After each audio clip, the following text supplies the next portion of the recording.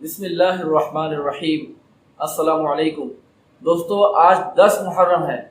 آج کے دن عاشورہ کا روزہ ہم لوگ رکھتے ہیں، اس کا بڑا ثواب ہے۔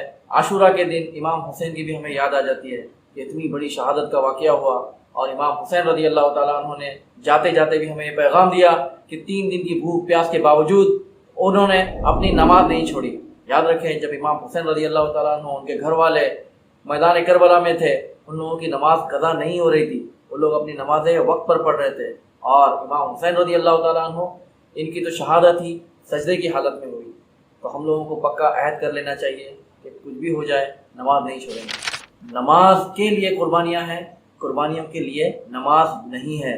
اللہ تعالیٰ روزی روٹی کا مالک ہے، اس پہ ہمیں پورا بھروسہ کرنا چاہیے کہ جو نیا سال ہے یہ محرم، اس کی شروعات ہی بلکہ اگر دیکھیں تو یہ بھی قربانی سے ہوتی ہے۔ عمر رضی اللہ تعالیٰ عنہ، ان کی شہادت بھی فجر کے وقت میں ہوئی، اور اتنا سیویئر ان کو جو ہے زخم دیا گیا، اتنا شدید زخم دیا گیا کہ صحابہ اکرام کو پتہ چل گیا کہ اب جو ہے عمر رضی اللہ تعالیٰ عنہ یہ زیادہ نہیں رہیں گے ہمارے درمیان۔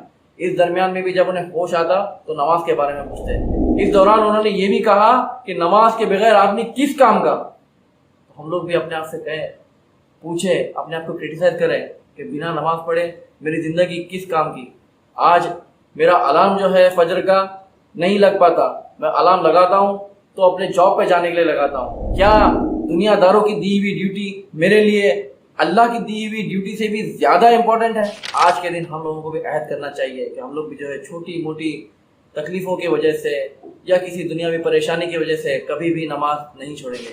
5 وقت کی نماز جو ہم پر فرض ہے، یہ ہر کوئی پڑھ سکتا ہے، ہمارے لیے ایکسکیوز کی گنجائش نہیں ہے۔ نماز پڑھنا یہ ہمارے لیے بہتر ہے۔